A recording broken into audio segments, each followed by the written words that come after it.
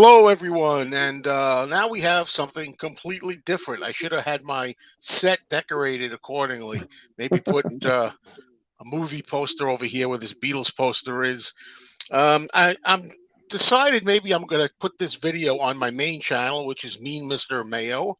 If you're watching it, I also have a movie and TV related channel. For those who still don't know, you might want to think about subscribing over there. I have a movie and television content.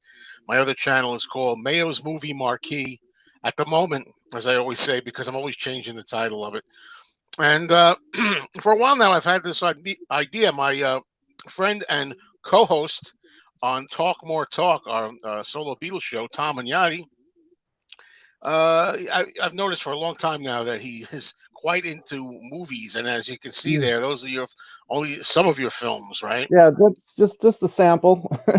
Yeah, and I've got Mm. quite a few of my own, and Right. I said, it'd be nice to do something movie related, maybe get a series going. I'm gonna maybe put it here on my Mean Mr. Mayo channel, maybe over the movie channel. But what got me thinking about this particular video was I noticed that Tom just had put on social media, I think, right? I Right. just Last night. watched Yeah. the movie now, Maniac Cop. Right. What what a movie to start out with. Now, you got one up on me because what I'm going to Mm. show you is this old dinosaur. Wow, look at that. This is he's got a Blu-ray, which is Right. the newest incarnation, I guess. This thing is by Elite, Ah, the company. It's funny. It says widescreen special edition, right? right. This is from 1998. I got this thing. Okay, so that's cool because this is from 2011. This is from Synopsis Films, and Blu-ray again. This is they market it as a 2K high definition transfer, restoration, the whole nine yards. So pretty new at that point in time, back in 2011. I wonder if that helps at all. A film like this. I wonder Well, because yeah, I this is the like. grain aspect, right? Oh, you'll find out when I tell you. I love all kinds of movies, really, but much like the Beatles are the heart for me of the music that I like. I would say that when it comes to movies, I like horror, science fiction, fantasy, movies like that the most.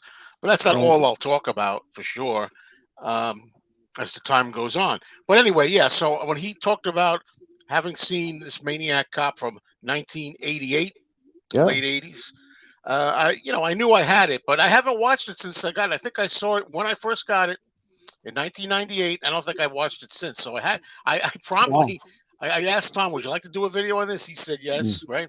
And then I Yeah. said, well, now I have to rewatch it because I have a lot of these movies, burned into my brain. But this one, I only remember scenes from it. So I just watched it. Then we said, look, let's do it, right? Let's just do Yeah. the video.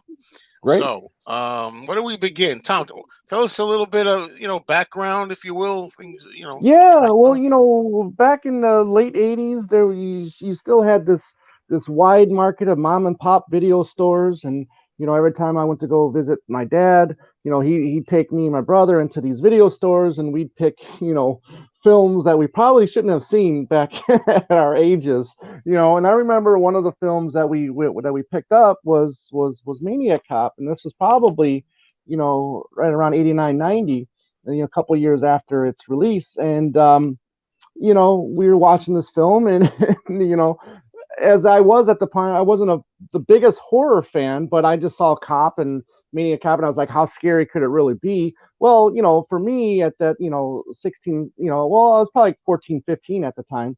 I mean, it was pretty intense for that time. I mean, looking back at it now, it's not as intense as I remembered it, but I had a great time rewatching it because it has I haven't watched it since probably 1990. So, Mhm. but as I've been talking to you, I've been thinking about doing my own movie channel, mainly dealing with B films, independent films, if you will, and this definitely targets that area that I'm looking to cover. Because I was going to ask you how you got to watch a movie like this, since it doesn't seem Right. like it's your main taste. Right. I was No, wondering how, no. how how you got to see it. Yeah, yeah, exactly. And that was it because again, like my mom would never have let me watch something like this, Mm. back in my mid-teens. But But yeah, I mean that's it. I mean, just going to those video stores, those mom and pop video stores, and just picking stuff from random. You know. I would say a movie like this qualifies as a so-called slasher film, Yeah, more or yeah, less. That something like that, serial killer slasher. But right, from my experience, because although my favorite horror type movies are basically the old black and white classics, Frankenstein, Dracula, The Mummy, that kind of thing, and going into the 30s, 40s, 50s, 60s, 70s. I also though do enjoy some slasher films, so right, I'm a big fan of Friday the 13th films, the whole series with mm, Jason, with the hockey right. mask. So, yeah, films like this, yeah, they're up my alley when I'm in the mood for them too, which is why I bought it back in the 90s, Mm. right after DVD first came out, because I don't have a Blu-ray. It's just a regular DVD.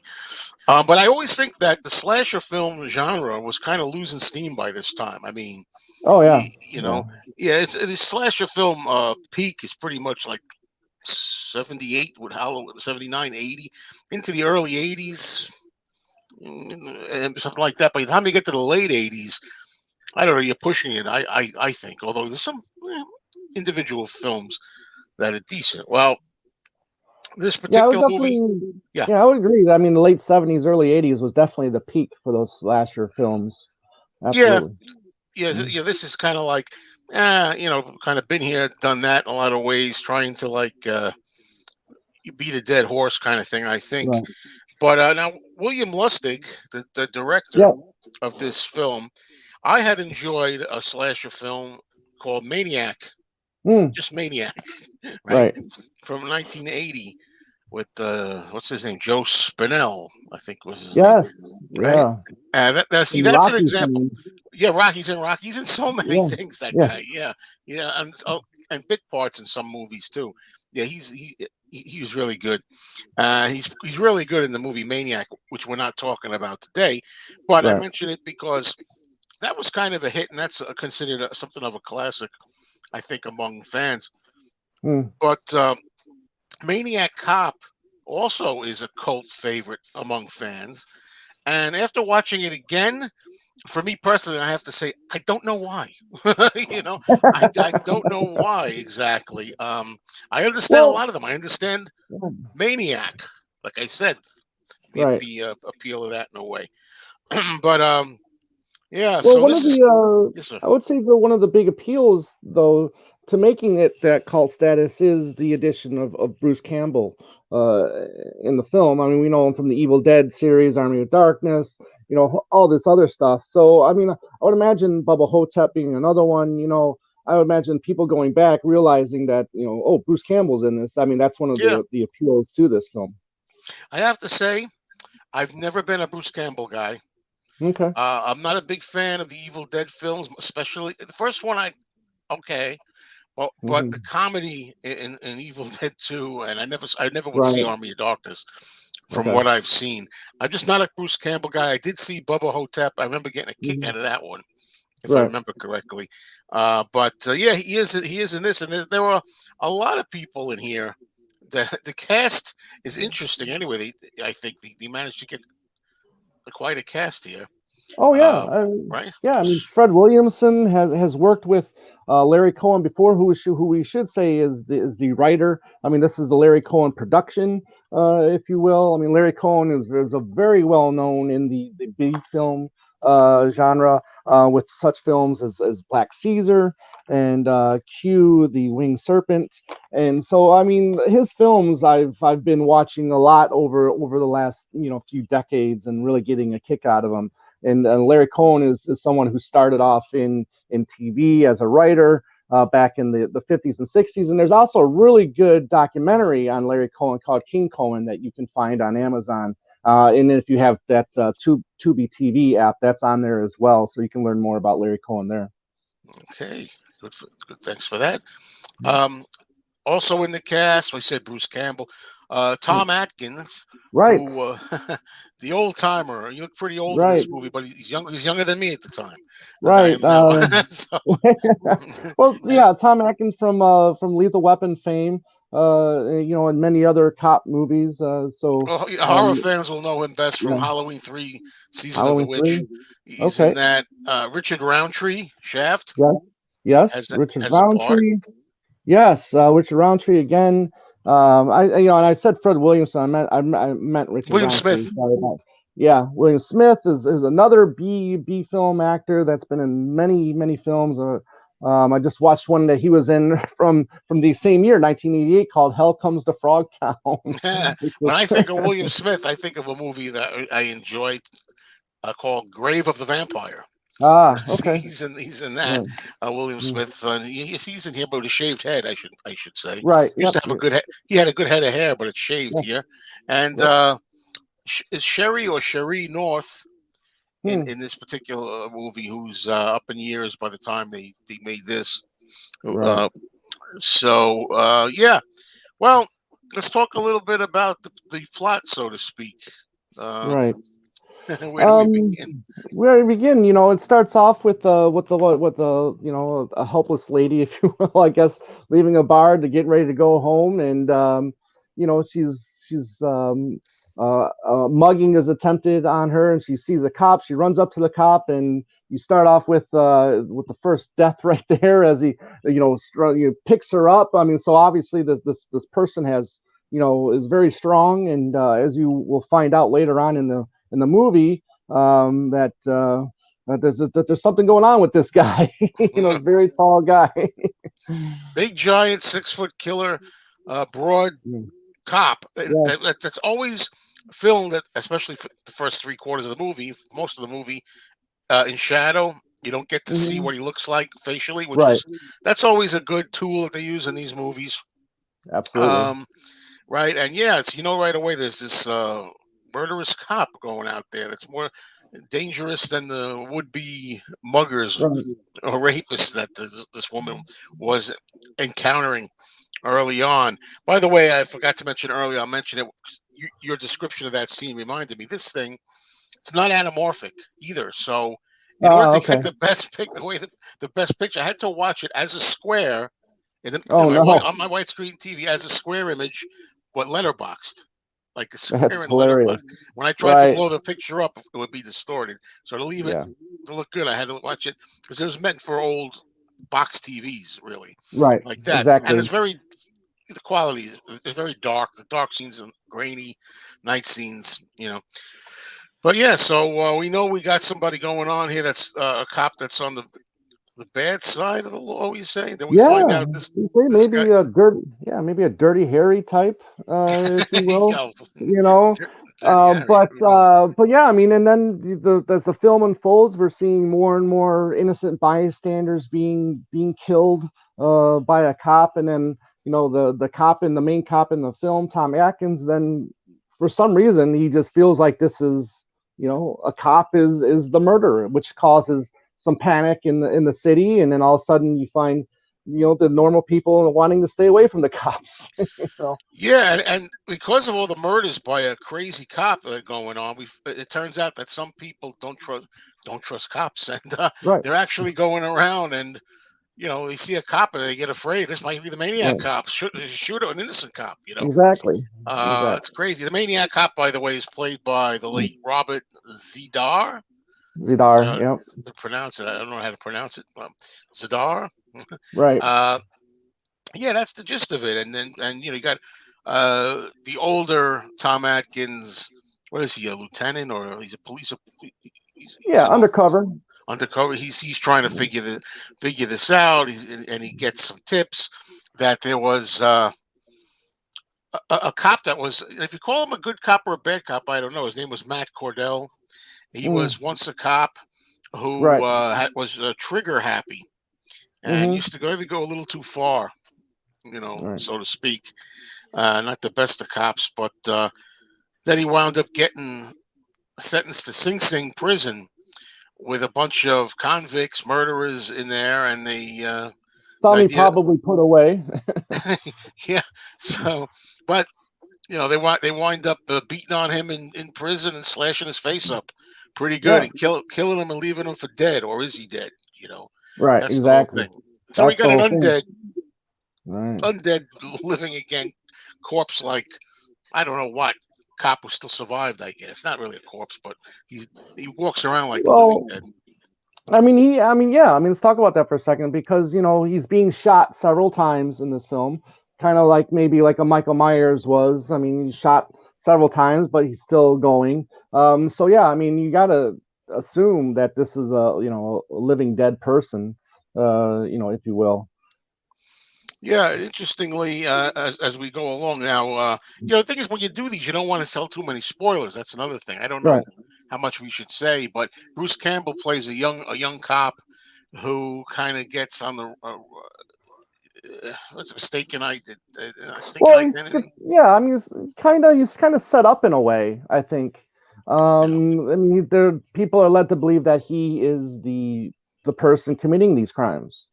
yeah, So you know, but he does have an alibi, and so we'll try to maybe keep that part under wraps so people can watch this. But yeah, I mean, but the thing is this like everybody that knows that he's innocent, then is getting killed throughout the movie. you yeah. know? And I got to tell you, another thing about him. To me, he's not a very likable character. Anyway, I mean, the way he Well, starts out, which right. he's He's having an uh, affair with his wife for the most part. yes, yeah. Yeah. I mean, so and yeah, I'll get into a little about that about him. His performance. I use the term loosely. Uh, well, that's the gist of it. They got to try to find out who's doing this. They finally think it's this guy, Matt Cordell, somehow Mm, back to life, or never really died, or whatever. And he's getting right. his revenge on the whole world. It seems because he's been disfigured. So Right. that's the gist of it. Unless I left anything out, you have and Richard Roundtree plays the police commissioner. Right. And that's an interesting. He's not featured that often in it. You No. know, but at No. least I you would got these people good actors in there. Right. Yeah, I would say Tom Atkins is probably the lead, even though he's kind of gets treated as the Janet Leigh and maybe like Psycho in a way, not without Yeah. giving too much, away. And then yeah, with Bruce Campbell probably being the second lead in the film. Oh, we should say the girl cop that he's with. What's her? Mm, I didn't write her name down. I forgot who it was. The blonde woman. right. That's the other Right. cop. She's with Bruce Campbell. She's I guess his Lauren, new cop Lauren Landon, girlfriend. I think it might have been, Y- Yeah, or and Sherry North, one of those you two. know, I don't know whether I bought her in that part either, Mm, as in that role. To tell you the truth, mm, I did like Sherry North as the older right. policewoman that now walks with a cane Mm, because she had an attachment that she was in love with this Matt Cordell, the right. maniac cop, and she's in a way a, kind of his defender and still in love with him in a way. Hmm. I think that's an interesting little angle to this.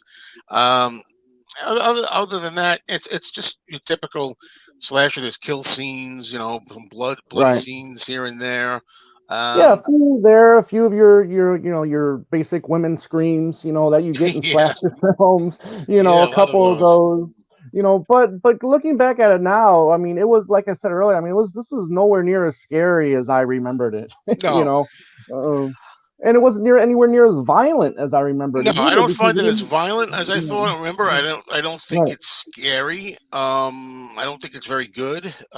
mm, Even for this kind of film, a lot of times when I judge movies, I judge them on their own terms. Like, right, I don't go see a movie like I don't know what, just a crazy title, Hillbillies in a Haunted House, or something like that. I remember that title, and I right, don't look at it and think, oh, I'm going to compare this like we're watching a movie and going to give it the same kind of treatment and respect as we might Citizen Kane, or mm, Gone with the Wind or something. I take things on their own terms. I come to this as a slasher film, like I said, an '80s slasher film. right, How does it fit the bill as that? I mm. think it could have been better. I think the premise is good, but I think it could have been better. Oh, absolutely, it could have been better. But at that time, I mean, this was pretty violent for that time. And we look at now, I mean, how films or scary horror films have evolved since then, and they're even more gory, they're even more slasher, they're even more blood. CGI But for blood. that time, yeah, CGI. But for that time, though, I remember this working as a scary movie. You know. Well, some of the notes that I took here, I admire something about it. It uses half New York City location shooting. Mm, I listened to a little bit of the commentary just to remind myself. That's something I'd remembered from right. way back when I first saw it. That the director William Lustig said, we just went here, we filmed, no permits, no Right. permission. Yep. We went and That's got up Larry at 6 Cohen. a, 6 a.m. Yep. in the morning and filmed some scenes in Yep. New York. Yep. Now, well, not the same year, but the following year, there was a film in the Jason series called Friday the 13th Part 8, Jason Takes Manhattan.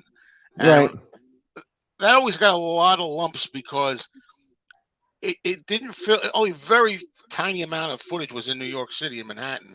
And the Mm, rest of it was filmed in Vancouver, Canada, substituting. So a lot of fans, myself included, were really gypped with that.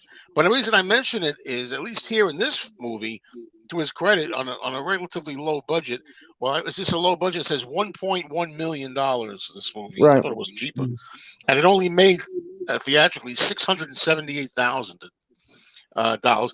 But he managed to go out and get some New York City shots. The rest of it, I guess, was filmed in L.A.